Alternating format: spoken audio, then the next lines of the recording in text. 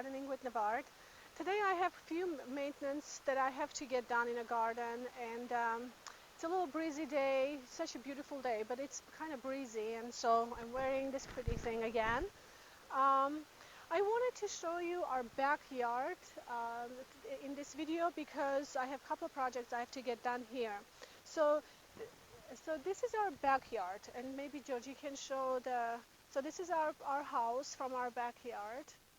And as you can see, this is just really open green area, and we kind of would like to keep it that way. So my idea was to create an orchard here, to have, fruit trees and ornamental trees that I like, and maybe I don't have room to grow enough in our front yard because I have lots of flower beds there. But this is what I have we have going on here. We have just really beautiful trees that has been planted here by previous owners. I'm not exactly sure what this tree is, but look how pretty. It's like has white flowers. I'm sure it's some kind of ornamental cherry or maybe cherry. It looks very pretty. But this is the red bud we have, and I love this red bud because it has this beautiful multi-trunk tree.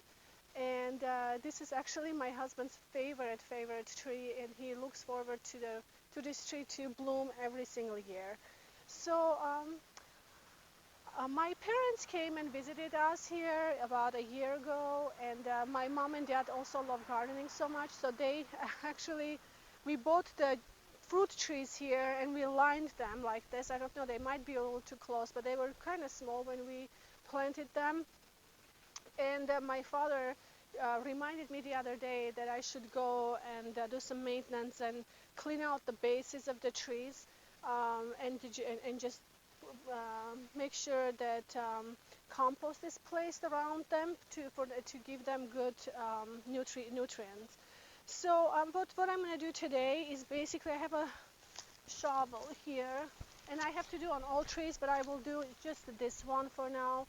Um, what I'm going to do is to clear out the base of the tree from all these weeds.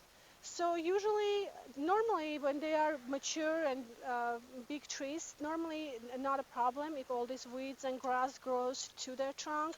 But while they are small, it is necessary for us to clear around the base and place compost there, just because that way the tree is not fighting to get nutrients, fighting with the grass and weeds to get nutrients for the necessary nutrients for the tree.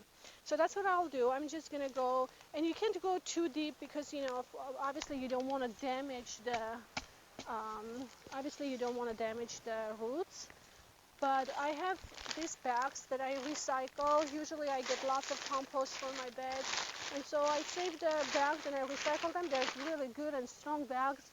They can hold lots of garden waste and things like that, so I recycle them. But I try to basically clear the base, and so I'll go ahead and start basically working on it.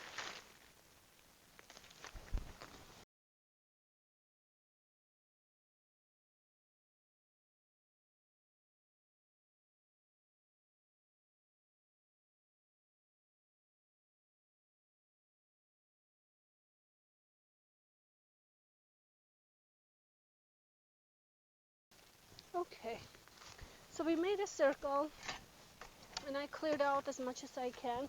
The little ones, it's okay because when I place the mulch around the base, the rest of the weeds probably will not last there for long, but most of the ones are cleared. So here we go. We have a nice clean base, and at this point I have a homemade compost that I make myself, which everyone can do. I recommend doing it. It's really great. So what I'll do, I'll just take out and I place them on around the base. First, it will not let any weeds grow, which is really good. And second, they will start giving lots of nutrients to the tree.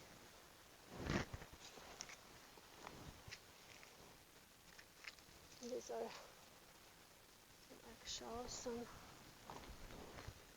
Okay. And also, it's great because they will cover and keep the moisture down as much as possible for their trees. So here we go. This is one of my projects today. This one is a cherry tree, cerisier. So this one is a cherry tree. We have a nectarine.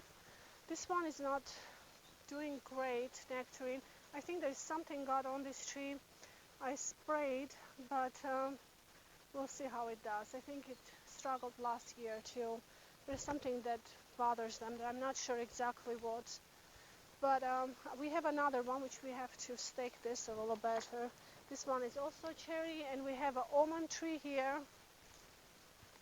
which the almond tree is awesome. I mean, they flowered so much. Look at all these little almonds on the tree. It's so great. So we have almond tree. Last year I also planted black tulip magnolia here, which is really doing really good. I mean, look at it. It has two gorgeous blooms, no, three gorgeous blooms on it. And I'm hoping for this tree to get really big here. We can see from the terrace, will be covered in flowers. Really beautiful. And then here we have fig tree, which is doing really good. I actually have few figs. It was very small tree when I planted, and a lot of times birds get to it before we do. But we do have a couple of few little figs on it. Oh, there's one right there as well. And then the last one I have is the persimmon tree.